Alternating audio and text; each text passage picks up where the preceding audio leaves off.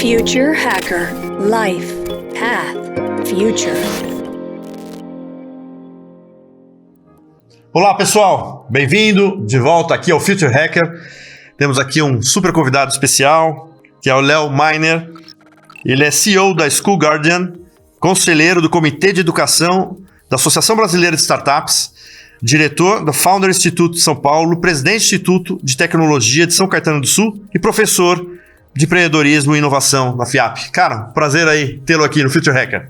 Prazer é todo meu, André. Obrigado pelo convite. Eu tenho admirado as entrevistas, então é uma baita honra estar aqui hoje com você aqui nesse papo. Não, o prazer é nosso, cara. Vamos lá, ô Léo, queria que você contasse um pouco da tua trajetória e exatamente como é que surgiu, né, essa vontade da parte de empreendedorismo, inovação e agora principalmente a parte de educação, que você tem dedicado bastante aí. Eu acho que eu descobri muitos anos depois, olhando para trás, que eu tinha alguma coisa empreendedora já desde mais novo. Na faculdade, acho que foi o meu primeiro momento ali de empreendedorismo. Eu fiz jornalismo, a primeira formação. E a minha turma, obviamente, todo mundo queria escrever, todos os jornalistas, né? Mas precisava diagramar lá, fazer os livros, revistas, jornais, naquela época, né? Não tinha site, nada disso, eu estava começando. E aí eu aprendi a mexer com isso, que apareceu um estágio lá na faculdade, eu até falei que sabia mexer em CorelDRAW, Photoshop, essas coisas, não sabia, menti na entrevista, mas peguei o estágio, fui aprender depois, mas por conta disso aprendi no fim das contas. E os meus colegas ali nos trabalhos acabavam precisando de alguém que soubesse diagramar. E aí eu fui lá, comprei um computador, montei um escritorinho lá na casa dos meus pais ainda e comecei a vender esses serviços de design, de criação de modelo ali para revistas e não sei o quê. Acho que foi meu primeiro empreendimento super informal ali, em paralelo com esse estágio que eu fazia na faculdade. Mas eu não enxerguei isso lá naquele momento não, foi só no impulso, mas depois olhando para trás é que eu percebi. Mas eu fui empreender, digamos, mais verdadeiramente, não intraempreender, mas empreender mesmo, em 2003, um pouquinho antes de conhecer minha esposa. Ela já tinha uma agência de comunicação, quando a gente se conheceu eu estava começando uma, pouquinhos clientes, alguns jobzinhos, e aí depois a gente juntou, não só as malas, as escovas de dente, mas juntou as empresas também, a gente veio trabalhando junto, até eu começar as outras empresas, né? Então, dali da agência de comunicação saiu uma agência de marketing. Essa quebrou no meio do caminho, porque acabei fundando uma empresa de tecnologia, uma software house criativa, e tirei totalmente o foco do marketing e publicidade, porque me apaixonei pela inovação, pela tecnologia que aquela empresa me trazia. A agência de comunicação foi vendida em 2018 e no meio do caminho a gente criou lá o então Filho Sem Fila, que hoje se chama School Guardian, isso foi em 2013, que foi uma spin-off, acabou separando dessa empresa de tecnologia, Intuitive Apps, criada em 2013, separou em 2015, e aí a gente hoje toca integralmente a School Guardian, meu sócio, eu e o time. Perfeito, já entrando exatamente aí, quer dizer, na School Guardian, que é exatamente assim, você faz a redução, né, de fluxo, né, de entrada e saída, né, de crianças na escola, etc. Eu queria, em primeiro lugar, assim, entender qual foi o insight para você chegar nesse produto, quer dizer, qual a dor que você identificou naquele momento, até onde que hoje está, quais instituições Brasil afora, o mundo afora, que já está sendo implementado. Legal, a gente começou exatamente com essa organização de fluxo e sempre, obviamente, olhando para a segurança, porque são crianças, né? Então a segurança está intrínseca no pensamento ali. Mas olhando para essa organização de fluxo e agilidade de trânsito, ganho de tempo, essas coisas, tá? Foi justamente pegando meus moleques na escola. Tenho 3, tenho uma menina de 28 e 2 garotos com 18 e 15 nesse momento, né? Mas ali atrás ainda ia buscá-los na escola diariamente. E um dia demorou 40 ao invés dos 20 minutos habituais. E aí já trabalhava já tinha essa empresa de tecnologia, Intuitive Apps, e liguei para o meu sócio e falei, cara, tem um problema aqui que talvez a gente possa resolver assim. Desse jeito que você está falando não vai resolver não, porque a tecnologia é cara, trabalhosa, não sei o que lá, não vai funcionar, mas tem uma tecnologia nova, que são as cercas virtuais, as geofences, que acabaram de ser lançadas e a gente pode usar com mais efetividade. Eu falei, beleza, vamos nessa, né? E aí vamos validar conceito, conversar com diretores, com pais, não sei o que lá. E aí nasceu lá atrás, né? Então, o Filho Sem Fila, olhando exclusivamente para esse momento. Com o tempo, parcerias que a gente veio fazendo, mas principalmente ouvindo de clientes suas necessidades, e a partir de 2015, ouvindo desses clientes que a gente era muito mais percebido como uma ferramenta de segurança do que de mobilidade, digamos assim, a gente vestiu essa carapuça e começou a olhar para a segurança de forma mais abrangente, fazia muito mais sentido. E aí hoje a gente tem uma plataforma bem completa que abrange não só a saída dos estudantes, mas todos os fluxos internos e os movimentos de entrada e saída dos estudantes, olhando sempre para a segurança. Então tem rastreamento de transporte escolar, por exemplo, eu consigo mostrar para os pais onde ou quando o transporte está chegando, mas depois que as crianças embarcam, a localização em tempo real, por exemplo, registro da entrada das crianças, porque se tiver incêndio a escola consegue evacuar todo mundo mais rápido, se tiver coisas mais pesadas como as que a gente tem visto, infelizmente, e mais recentemente, até com mais frequência no Brasil, de atiradores, por exemplo, eu tenho um sistema de botão de emergência que avisa as autoridades, aviso as pessoas que devem ser avisadas, né? A escola mesmo avisa. A gente está trabalhando em parceria com uma universidade em Santiago do Chile, com alunos dessa universidade, para ter detecção de armas brancas e armas de fogo por vídeos. Então, a gente tem esse olhar muito para a segurança. E em 2021, quando a gente deixou de ser Filho Sem Fila e virou School Guardian, acho que a nossa cabeça abriu também para o que é segurança de estudante. Então, a gente está trazendo para perto, para junto, às vezes até para dentro, soluções que avaliam e ajudam os professores com as competências socioemocionais dos estudantes, com educação financeira, com a parte mais consultiva da segurança ali local, né, na escola, de brigadas de incêndio, treinamentos de primeiros socorros, isso, coisas assim. A gente está trazendo isso tudo para compor aí uma grande oferta para a segurança de instituições de ensino. Perfeito. Só uma questão, assim, por exemplo, no começo, quando você falou que identificou o problema do fluxo, eu queria entender, assim, o de rastrear exatamente a parte do transporte público, para mim é lógico, né, que você cria um sistema ali que você consegue saber exatamente onde está tudo. Mas no caso do fluxo, assim, como é que você conseguiu resolver um caso, assim, de lá, o cara tá 40 minutos ali, eu também sou vítima disso. Agora um pouco menos, que meus filhos estão morando do lado da escola, mas assim, fui muito de vítima disso, né, de ficar 40 minutos esperando. Como é que, tecnologicamente, você conseguiu resolver essa questão? Pô, legal. A gente fez o seguinte, então, uma decisão conjunta ali, né, com a parte técnica da empresa também, a gente permite que os pais, antes de saírem de qualquer lugar que estejam para ir buscar as crianças, pode ser a pé também, tá? Não necessariamente de carro. Mas eu aperto um botão no aplicativo dizendo que estou saindo. E aí quando a gente pai ou mãe se aproxima da escola, automaticamente o sistema manda as informações das crianças que eu estou indo buscar, que podem ser os meus filhos ou até os filhos de outras pessoas cujos pais me deram autorização ali. Eu posso buscar essas crianças também previamente autorizado. Então eu seleciono essas crianças antes de sair. Quando eu chego perto da escola, essa informação é enviada para a escola. Então, alguns minutos antes de eu chegar, a escola já sabe que eu estou chegando. Então, dá tempo da criançada se despedir dos amigos, terminar uma conversa, uma brincadeira, pegar a mochila, perceber que esqueceu a blusa, voltar para pegar, e essas coisas que são das crianças e jovens. E quando eu chego lá, o meu filho já está na porta me esperando, ao invés de ao contrário. O que acontece sem School Guardian é que eu chego ali na porta, alguém me vê, pega o microfone, começa a anunciar no sistema de alto-falante da escola o nome do meu filho. Isso leva um tempo. A gente mediu, leva mais ou menos 10, 15 minutos da hora que um carro chega no fim da fila, mais 10, 15 minutos da hora que alguém te vê e começa a anunciar no alto-falante. Uma média, tá? E aí, isso tudo acontece antes de eu chegar. Então, quando eu chego, meu filho já está pronto, ou meus filhos já estão prontos para sair. A gente consegue ainda melhorar até essa saúde auditiva, digamos assim, porque como eu consigo avisar em telas, quaisquer que sejam, dentro de sala de aula, ou no pátio, ou onde quer que as crianças estejam esperando por alguém, como a gente faz esse aviso lá, não só na portaria, mas internamente, o sistema de alto-falante tende a ficar só para a festa junina. Muito bom. E assim, você falou que está em outros lugares, né? Esse é um produto totalmente original, assim, ou teoricamente existem outras referências internacionais? Como é que vocês estão se enxergando aí no mercado internacional? Não tinha não, lá em 2013, quando a gente pesquisou concorrentes aqui e fora, a gente não achou nada, pelo menos nos idiomas que a gente, não, o alfabeto que a gente consegue ler, talvez China, Índia, talvez tenha alguma coisa, mas isso a gente nunca encontrou, tá?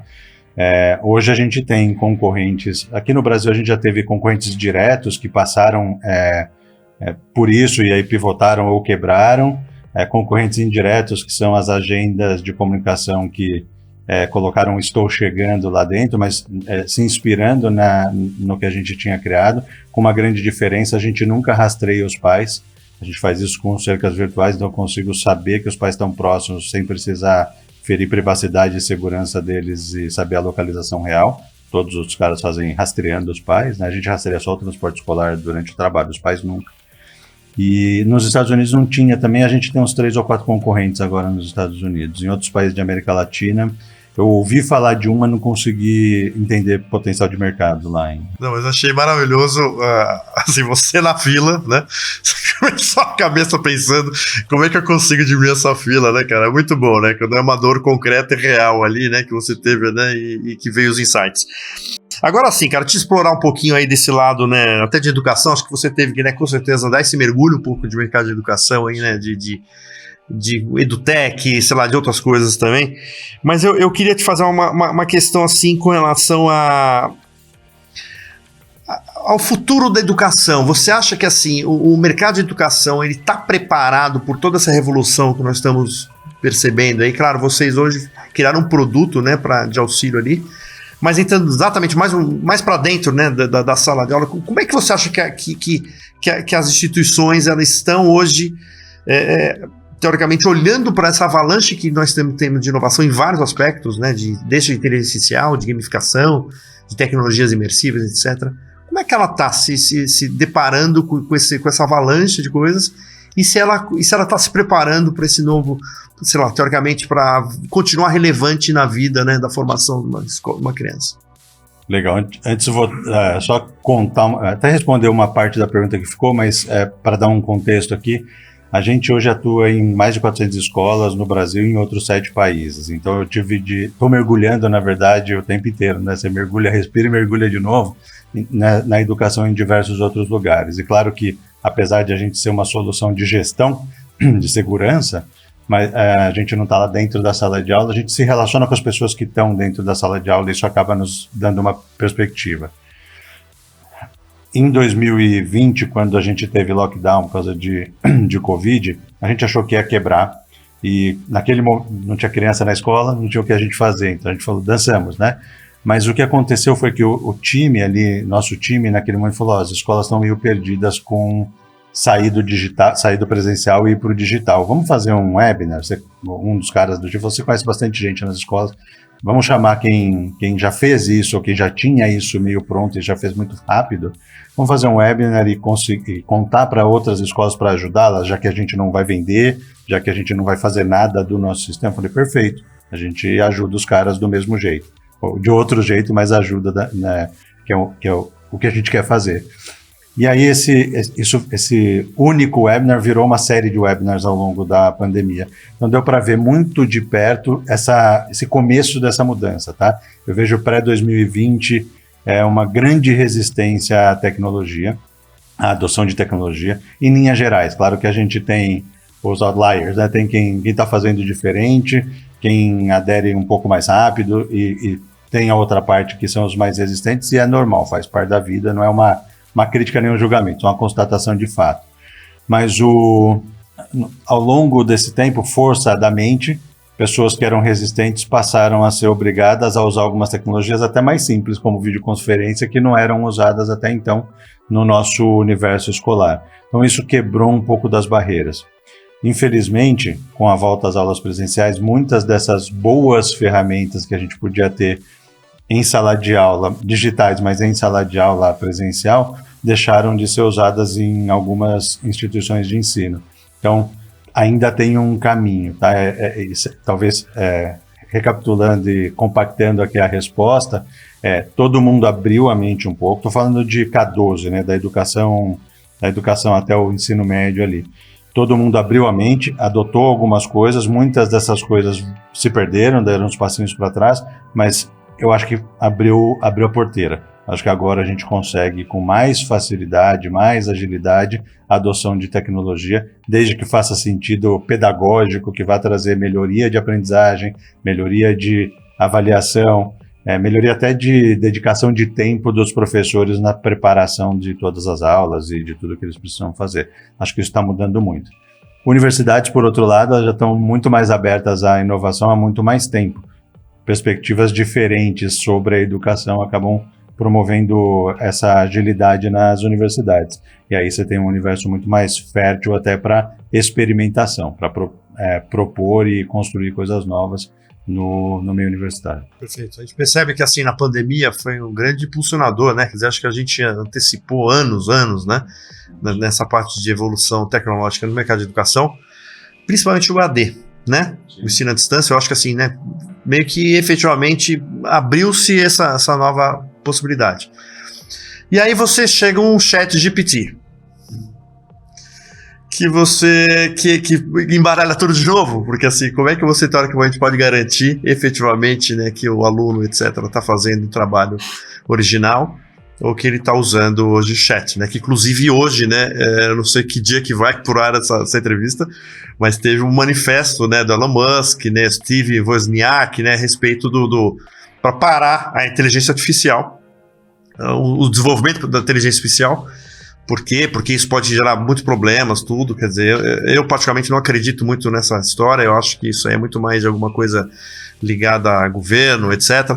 Mas eu queria aqui jogar essa batata quente no teu braço. Como é que fica o ensino à distância convivendo com o chat GPT? Essa é uma bela de uma batata quente, viu, André? Essa é pelando. Acho que vale dizer que eu sou professor de empreendedorismo e inovação na FIAP e sempre fui, desde que comecei lá em 2018, mais ou menos, comecei sempre no EAD. A FIAP já tem esse modelo online, não a reprodução do presencial no online, mas cursos estruturados para o online, e é ali que eu atuo nesse chapéu aí de professor, tá? Então, tenho vivenciado isso um pouco. Quando a gente bota o ChatGPT bagunçando essa coisa toda, eu acho que vai ser muito da perspectiva que a gente escolher para a gente, tá? Eu tenho lido aí algumas coisas e algumas experiências, como, por exemplo, eu não vou lembrar quem foi nem onde, infelizmente. Ao invés de bloquear o ChatGPT como fez o estado de Nova York nos Estados Unidos, esse professor americano, eu acho, mas eu não me lembro de que universidade, falou, legal, então vamos analisar como você se relaciona com o ChatGPT, que tipo de prompts você vai inserir lá, que tipo de informação você vai inserir lá, que tipo de resultado você vai receber e o que você vai fazer com esse resultado.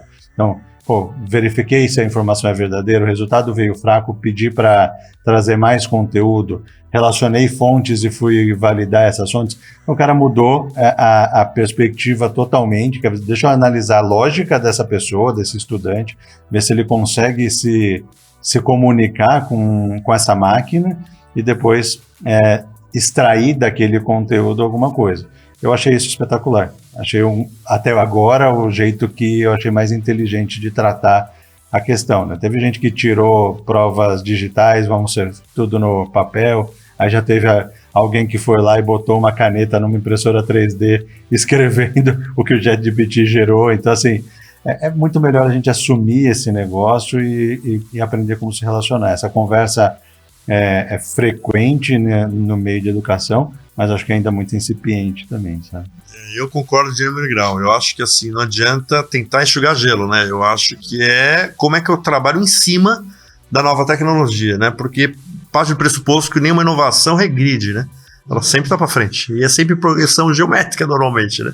Eu acho que se a gente faz um paralelo, pensando alto aqui, tá? Se a gente pega marketing, por exemplo, grandes corporações e redes sociais, a forma que essas empresas que estão olhando ali de maneira mais, digamos assim, com menos barreiras para as novidades.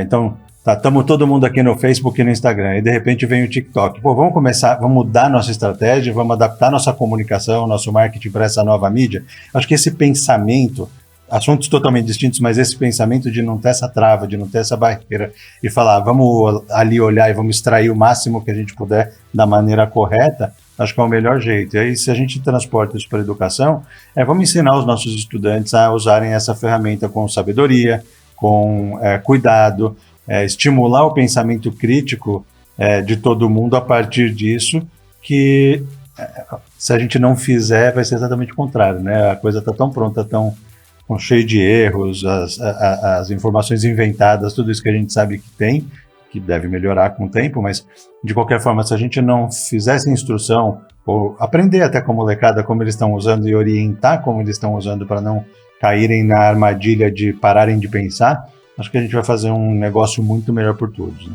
Tem pensadores que falam que a inteligência artificial é mais revolucionária do que a própria internet. Você acredita nisso? Eu imagino que sim. Eu imagino que, principalmente se a gente souber usar, né? E aí acho que ela pode revolucionar bastante mesmo. Por exemplo, um dos usos que eu faço do ChatGPT, tá? Eu falo relativamente bem inglês, mas eu demoro mais para responder um e-mail mais complexo do que eu demoro em português. Eu ponho o contexto, ponho o meu estilo de escrita e peço para que responda, por exemplo, um e-mail em inglês. O ChatGPT 4 está com uma resposta muito melhor, assim, está trazendo muito melhor, mas ele traz, já no 3.5, ele traz as sutilezas da comunicação que só um vivente daquele país ali vai ter.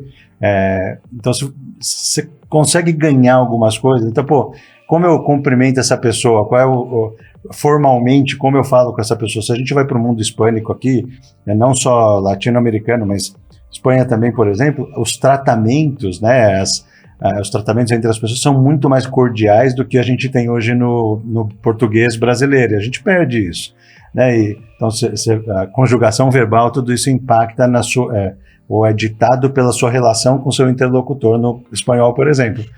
São sutilezas que você vai evitar escorregar ali com uma interação como essa. Então, eu acabo usando, por exemplo, para isso. Enquanto está respondendo ali, depois eu vou pegar o que me interessa e vou inserir o meu contexto, o conteúdo que eu preciso ali, eu estou fazendo uma outra coisa, estou otimizando meu tempo, sabe? Então, pelo menos para mim, está funcionando bem para esse tipo de uso. Assim. Eu usei também recentemente, né? Eu vou fazer uma palestra sobre o Future Hacker, né? Logo mais aí, e eu estava querendo criar uma relação.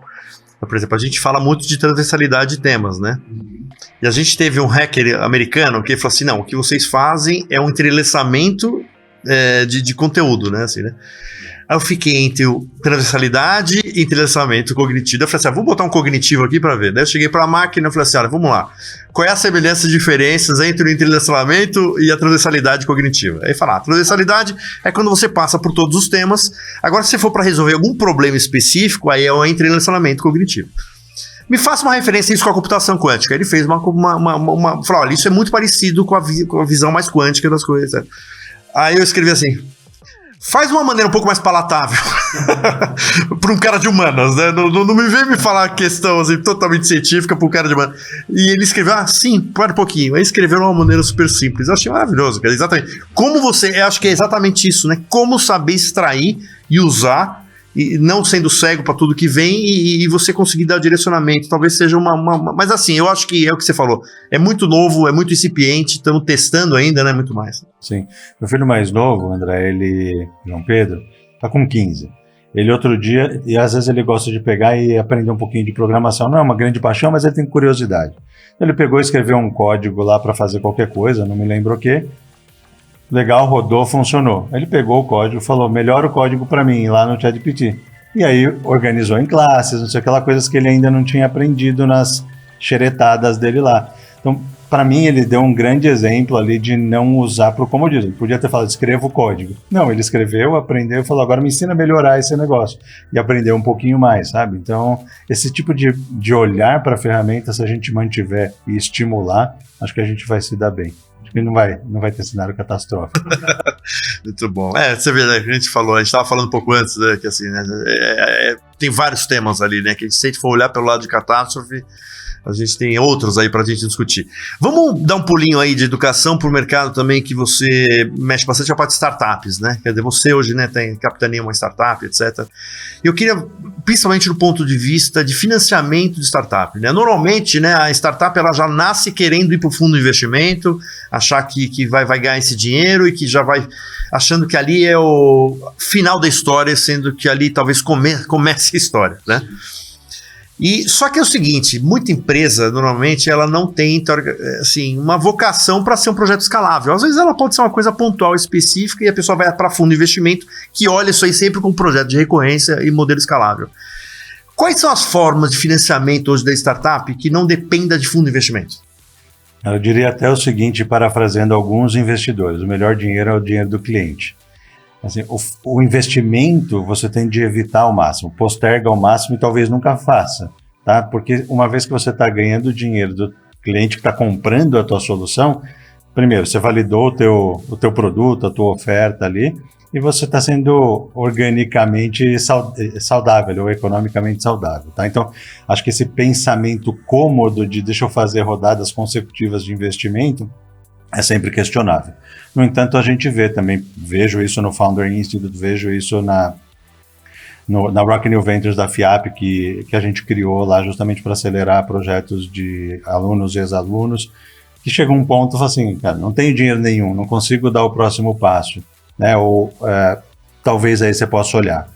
A minha visão sobre investimento é só busque investimento se tiver de dar um passo que é muito maior do que a tua perna consegue. Você vai precisar de uma extensão de perna ali. Então, aí você vai buscar esse investimento. Caso contrário, não vá para isso, assim, saca? Atravei, daqui eu não vou mais. E aí a gente tem algumas possibilidades. Tem bastante dinheiro de fomento do próprio governo. Então, para Deep Techs, eu acho isso muito legal. Quer dizer, se você tem hardware envolvido no negócio, o teu custo de lançamento, digamos assim, né, de prototipação, todo esse processo aí, tende a ser muito maior do que uma empresa de software. Então, buscar essa grana de fomento pode ser muito legal. Você vai conversar, se você for da academia, ótimo. Se você não for da academia, vai muitas vezes trazer a academia para perto e essa relação acaba sendo muito benéfica para todo mundo, né? Então, iria para isso também. Acho que os dois pensamentos são: vende, faz o seu MVP, o seu produto mínimo viável, executa, nem que seja meio na unha ali o negócio, vou fazer na mão aqui nesse começo, no que é possível, obviamente, e aí com essa grana do teu cliente você vai financiando o teu desenvolvimento. Pode ser um pouquinho mais demorado muitas vezes, mas pode ser que não, pode ser que você consiga executar isso até rápido e não precise nunca do investimento. Perfeito, porque às vezes a gente vê que o empreendedor, né, de startup, ele olha de novo nesse fundo como às vezes a salvação, e sendo que outras formas, né, de salvação, ao mesmo tempo que uma empresa já consolidada, ela acha que o IPO também é o fim de uma história e é o começo de uma nova história, né?